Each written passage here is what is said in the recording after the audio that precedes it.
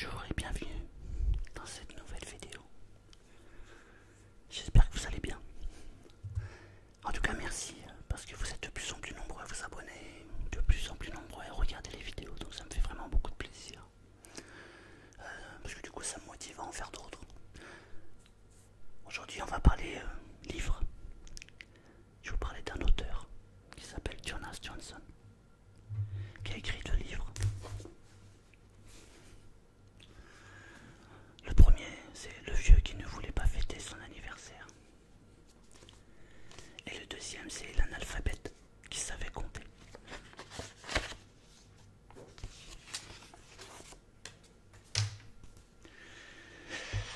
Je fais juste une petite aparté. Ça tombe bien. Apartheid. Là, c'est une aparté. Si vous voulez que je fasse des vidéos particulières sur des sujets particuliers, sur des bruits particuliers, ou alors des résumés de livres, ou alors un roleplay qui pourrait vous plaire et dont je me sens capable de faire, n'hésitez pas à les mettre en commentaire. Si ça m'inspire, je le fais volontiers, avec plaisir, parce que je prends beaucoup de plaisir à faire ça. Alors, je voulais vous parler de cet auteur parce que je le trouve tout simplement génial. J'adore sa façon de raconter les histoires. C'est un ancien journaliste en fait, et il s'est mis à écrire un livre. Et son livre a été édité dans plus de 35 pays. Et du coup, il en a écrit un deuxième. Et même le deuxième, il est dans la même lignée que le premier. Le premier qui s'appelle Le vieux qui ne voulait pas fêter son anniversaire. Ils en ont d'ailleurs fait un film. Mais je préfère de très très loin le livre. Alors je sais pas si vous avez vu le film, mais si vous avez l'occasion de lire le livre, il est juste génial. Je vais commencer par faire un petit peu de tapping. Ensuite, je vais vous lire le résumé de la dernière page. Et ensuite, on va lire 2-3 pages à l'intérieur du démarrage du livre. Et j'espère vraiment que ça va vous donner envie, les amis.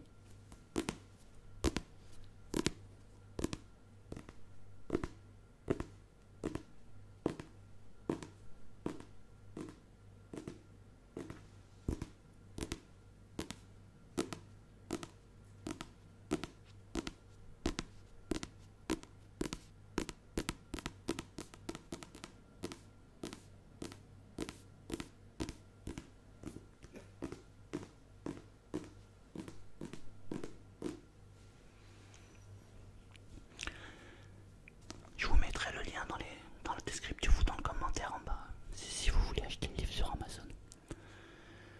En fait, je suis affilié chez Amazon, donc lorsque vous faites des achats et que vous passez par mon lien d'affilié, il me reverse quelques centimes d'euros, tout simplement. Alors, Le vieux qui ne voulait pas fêter son anniversaire de Jonas Johnson. Franchement, qui a envie de fêter son 100e anniversaire dans une maison de retraite en compagnie de vieux séniles, de l'adjoint au maire et de la presse locale? Alan Carlson, chaussé de ses plus belles charentaises, a donc décidé de prendre la tangente.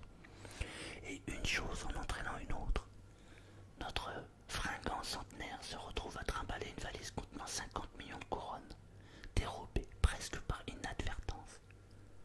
Un membre de gang s'engage une cavale athlétique que le conduira un vieux kleptomane, un vendeur de saucisses surdiplômé, et une éléphante nommée Sonja. C'est extrêmement bien résumé. Il refuse de fêter son anniversaire. Il s'en va de la maison de retraite alors qu'il y a une fête qui est prévue pour lui. Et il y a tout le gratin local. Et partant de là, il va rencontrer un tas de personnages. Alors le vieux a eu une vie déjà formidable. On va voir que pendant tout le récit, on va avoir des brides de son histoire qui est juste fabuleuse. Mais l'histoire elle-même, l'histoire de sa fuite, est extraordinaire tout simplement.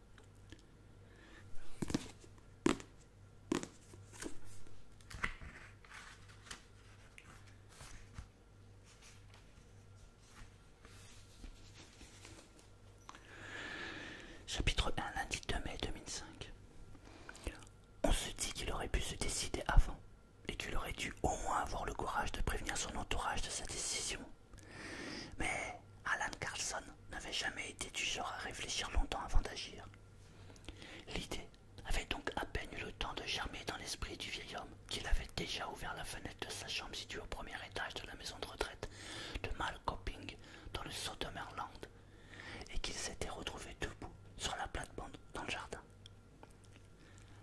L'acrobatie l'avait un peu secoué, ce qui n'avait rien de très étonnant vu que ce jour-là, Alan allait avoir 100 ans. La réception organisée pour son centenaire dans le réfectoire de l'établissement, commençait dans une heure à peine. L'adjoint au maire lui-même était invité, et le journal local avait prévu de couvrir l'événement. Tous les vieux étaient évidemment sur leur 31, ainsi que le personnel au complet, avec Alice la colère en tête de peloton. Seul le roi de la fête allait manquer à l'appel.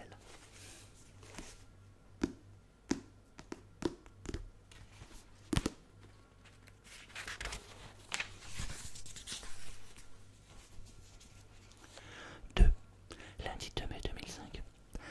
Alan Carson resta un petit moment indécis, planté au milieu de la plate-bande de pensée qui courait tout le long de la maison de retraite.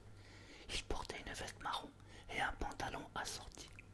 Au pied, il avait une paire de charentaises de la même couleur. C'était loin d'être un paragon d'élégance, mais qui peut prétendre qu'il le sera encore à 100 ans. Il fuyait sa propre fête d'anniversaire, et c'est aussi une chose qu'on fait rarement à cet âge-là. Principalement parce qu'il n'est pas fréquent d'arriver jusque-là. Alan hésita à refaire l'escalade dans le sens inverse pour récupérer des chaussures dans sa chambre. Mais en sentant la protubérance que faisait son portefeuille dans la poche de poitrine de sa veste, il se dit que cela irait bien comme ça. En outre, sœur Alice avait maintes fois prouvé qu'elle disposait d'un sixième sens. Chaque fois qu'il planquait une bouteille d'alcool quelque part, elle la trouvait. Et la connaissant, elle était sûrement déjà en train de tourner et de virer là-dedans, avec la sensation que quelque chose n'allait pas.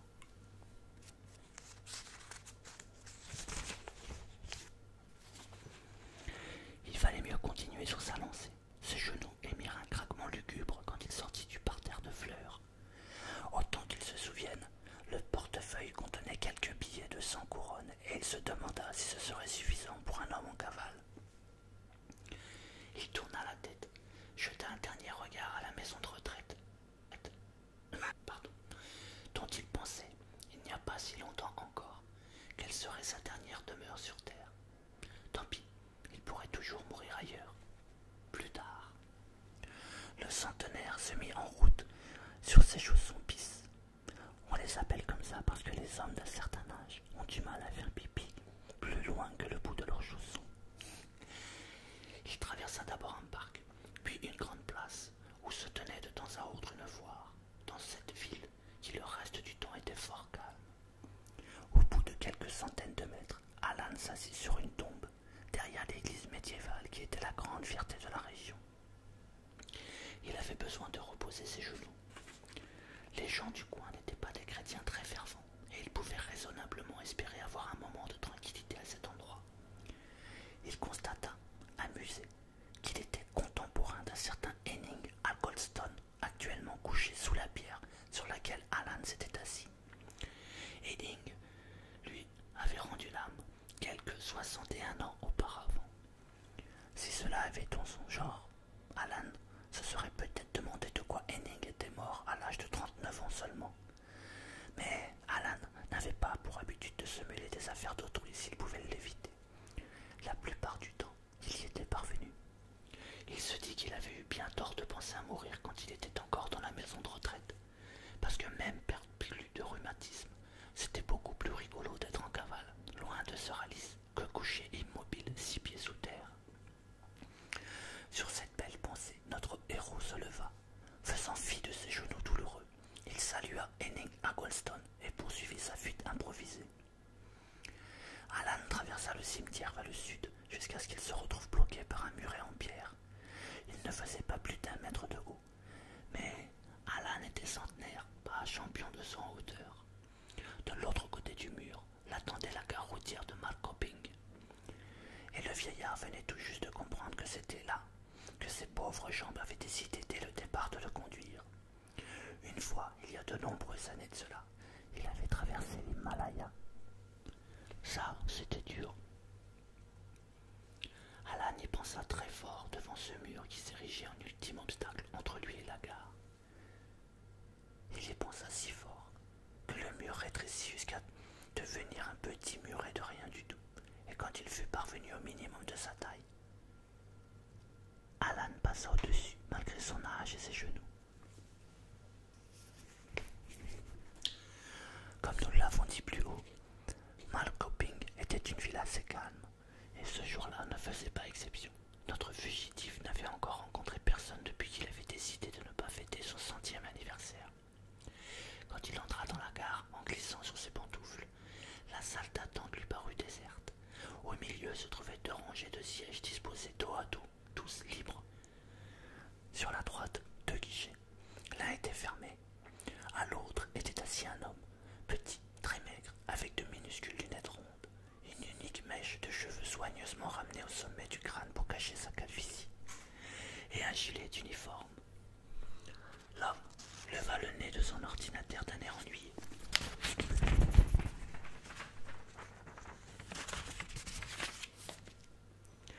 Quand Alan entra, peut-être trouvait-il qu'il y avait un peu trop d'affluence. Alan venait en effet de découvrir qu'il n'était pas le seul voyageur dans la salle d'attente.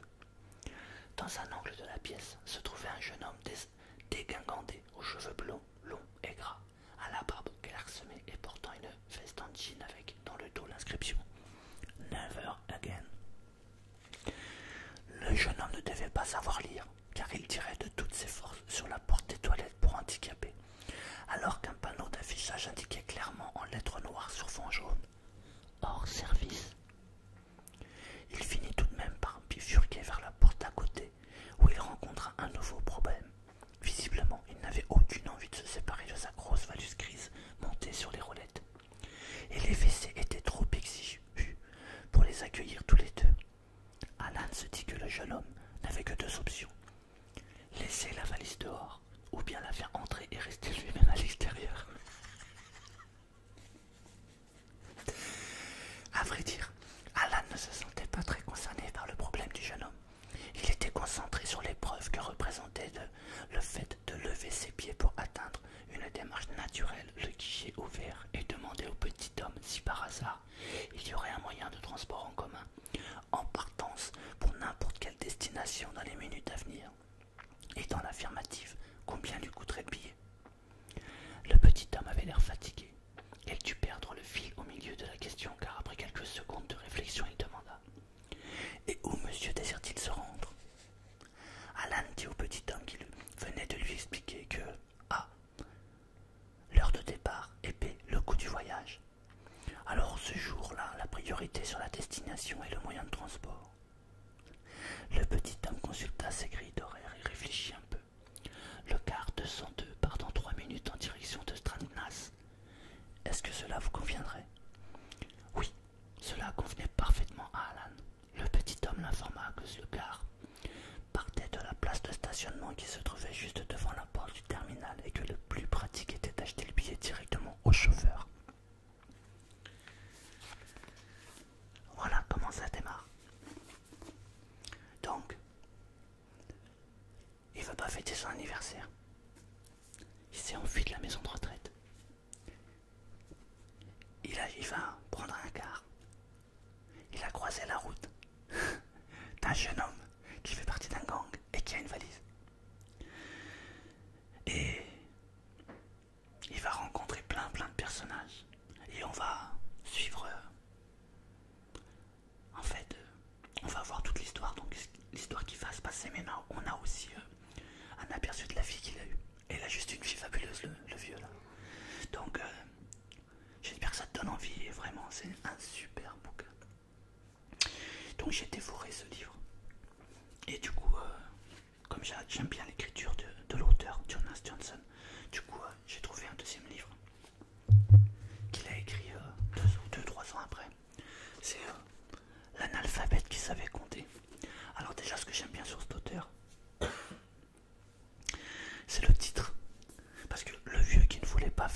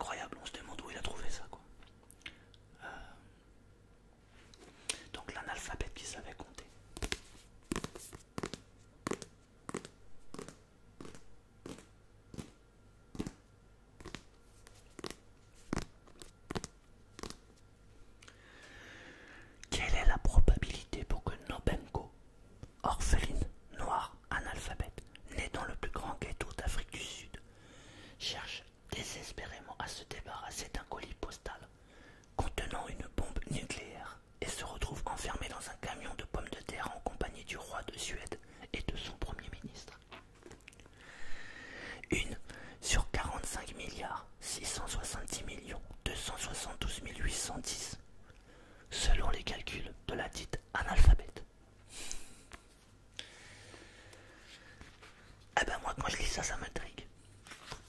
Et ça me donne envie de le lire immédiatement. Alors je vais lire pareil, 2-3 pages. J'espère que ça va te donner envie parce que celui-ci aussi est vraiment exceptionnel. Alors les deux livres n'ont aucun lien, donc en fait tu peux commencer par celui-là ou par l'autre, peu importe. Chapitre 1. Où il est question d'une fille dans une cabane et d'un homme qui, une fois mort, l'en fit sortir. Déjà, ça te met en condition. D'une certaine manière, les videurs de latrines du plus grand ghetto d'Afrique du Sud étaient bien lotis. Après tout, ils avaient du travail et un toit au-dessus de la tête. Néanmoins, statistiquement, ils n'avaient aucun avenir. La plupart succomberaient jeunes à la tuberculose, à une pneumonie, aux diarrhées, à la drogue, à l'alcool ou à une combinaison de l'ensemble. Quelques rares spécimens auraient le privilège de fêter leurs 50 ans, ce qui était le cas du chef du bureau des latrines de Soweto. Même s'il était usé par le travail et malade, il avalait bien trop d'antalgiques avec bien trop de bière, bien trop tôt le matin. En conséquence, il se montra un jour quelque peu véhément à l'égard d'un représentant envoyé par les services sanitaires de la commune de Tchernoïsbourg. Un moricaud qui osait hausser le ton. L'affaire remonta jusqu'aux oreilles du chef de service qui, lors de la collation matinale avec ses collaborateurs le lendemain, annonça qu'il était temps de remplacer l'analphabète du secteur B.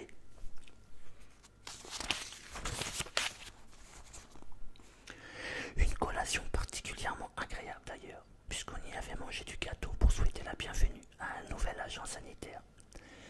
Pied du doigt, qui, à 23 ans, venait d'être embauché pour son premier travail. Ce fut lui qu'on chargea de régler le problème de Soweto, car c'était ainsi qu'on fonctionnait dans cette commune. On attribuait des analphabètes aux bleus, afin qu'ils s'endurcissent. Personne ne savait si tous les videurs de latrines de Soweto étaient effectivement analphabètes, mais on les nommait ainsi. Désormais, mieux valait éviter d'appeler un nègre. De toute façon, aucun n'était allé à l'école. Ils vivaient tous dans des taudis et avaient le plus grand mal à comprendre ce qu'on leur disait. Pied du doigt se sentait mal à l'aise.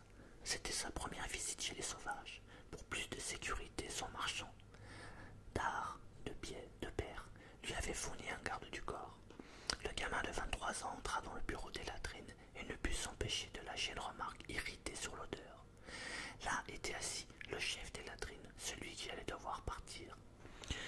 Et à côté de lui, une petite fille qui, à la stupéfaction de Piette, ouvrit la bouche et répondit que la merde avait en effet la fâcheuse propriété de puer. L'agent sanitaire se demanda, l'espace d'une seconde, si la gamine se moquait de lui, mais ce n'était pas envisageable. Il laissa tomber et alla droit au but. Il expliqua au chef des latrines qu'il ne pouvait plus garder son travail, car il en avait été décidé ainsi en haut lieu, mais qu'il percevrait 3 mois de salaire si, au cours de la semaine suivante, il lui présenta 3 candidats pour le poste qui venait de se libérer. « Est-ce que je peux revenir simple videur de latrine pour gagner un peu d'argent » demanda le chef, tout juste viré. « Non, » répondit Pied du Doigt, « vous ne le pouvez pas. » Une semaine plus tard, l'agent du doigt et son garde du corps étaient de retour. Le chef remercié était à son bureau, très certainement pour la dernière fois. La même fillette se tenait à côté de lui. « Où sont vos 3 candidats » s'enquit l'agent. Le chef remercié s'excusa que 2 d'entre eux ne puissent être présents. L'un avait eu la gorge tranchée la veille, lors d'une bagarre au couteau, et nul ne savait où était passé le deuxième. Peut-être avait-il fait une rechute. Pied du Doigt ne voulait pas savoir de quel genre de rechute il retournait. En revanche, il voulait quitter ces lieux au plus vite. « Et qui est votre 3e candidat » demanda-t-il avec colère. « Eh bien, la fille à côté de moi. Cela fait déjà quelques années qu'elle m'aide. Je dois dire qu'elle travaille bien. » « Mais bon Dieu, je ne peux quand même pas nommer chef des latrines une gamine de 12 ans, s'exclama Pied du Doigt. 14, intervint la fille, et j'ai 9 ans d'expérience. La puanteur s'infiltrait dans le bureau, et Pied du Doigt craignait qu'elle n'imprègne son costume. « As-tu déjà commencé à te droguer ?»« Non, répondit l'intéressé. « Es-tu enceinte ?»« Non. » L'agent sanitaire resta silencieux quelques secondes. Il était hors de question de remettre les pieds ici plus souvent que nécessaire. « Comment t'appelles-tu ?»« Nobengo. »« Nobengo comment ?»« Mayeki, je crois. Tout Jésus. » Il ne connaissait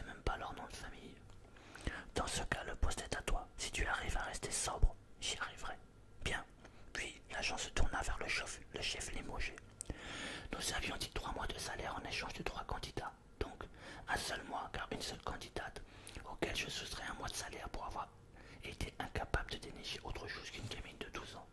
14, le corrigea l'intéressé. Pieux du doigt s'en alla sans le saluer. Le garde du corps, 2 pas derrière lui. La fille, qui venait de devenir le chef de son chef, le remercia de son aide. Elle l'embaucha sur le champ comme bras droit. Et Pieux du doigt alors s'inquiéta son ancien chef.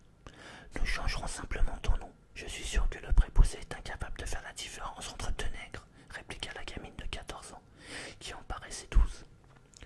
Le nouveau chef des latrines du secteur paix de Soweto n'avait jamais pu aller à l'école.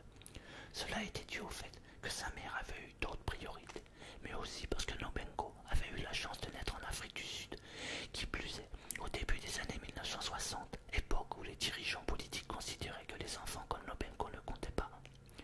Le Premier ministre alors s'était rendu célèbre avec une question rhétorique. Pourquoi les bronzés devraient-ils aller à l'école alors qu'ils n'étaient pas de toute façon bons qu'à porter du bois et de l'eau? En l'occurrence, il se trompait puisque Nobenko ne portait ni bois ni eau, mais de la merde. Pour autant, rien ne laissait penser que cette gamine fluette allait grandir et fréquenter les rois, et des rois et des présidents, ou terrifier des nations, ou influencer l'évolution du monde au plus haut point. Si elle n'avait pas été ce qu'elle était. Mais elle l'était, entre autres choses. C'était une enfant travailleuse. Dès l'âge de 5 ans, elle portait des tonneaux d'extrêmement aussi grands qu'elle. Son travail de videuse de latrine lui permettait tout juste de gagner l'argent dont sa mère avait besoin pour l'envoyer acheter une bouteille de solvant quotidienne. Quand Nobenko revenait de mission, elle la gratifiait d'un « Merci, ma chère fille », dévissait le bouchon et entreprenait d'anesthésier l'infinie souffrance de ne pouvoir lui assumer autre chose, lui assurer un avenir. Le dernier contact entre Nobenko et son papa remontait à environ 20 minutes après sa conception. Voilà, ça donne une entrée en matière hallucinante. Et donc, Nobenko, c'est donc l'analphabète qui savait compter. Alors, le titre du livre, il dit l'analphabète, mais en réalité, elle va apprendre à lire, donc ça sera plus une analphabète. Et en fait, c'est l'histoire d'une enfant, donc videuse de lettrine. En gros, elle vit de la merde. Et il va lui arriver que des choses extraordinaires. En fait, c'est une génie. Et elle va être à l'origine de la conception de plusieurs bombes atomiques. Et malencontreusement, elle va en fabriquer une de trop. Et elle va la trimballer toute sa vie. Et pendant toute sa vie, on va la suivre. Et elle va rencontrer des personnages extraordinaires. Notamment le roi. Le roi de Suède. Et puis le Premier ministre. Elle va voir aussi des agents du Mossad. Un ingénieur. Enfin bref, elle va rencontrer plein de gens. Franchement, c'est un livre qui est de la même trempe que de celui-ci. Et c'est donc 2 livres fabuleux. Moi, j'ai passé vraiment 2 superbes moments à les lire. Je les ai dévorés.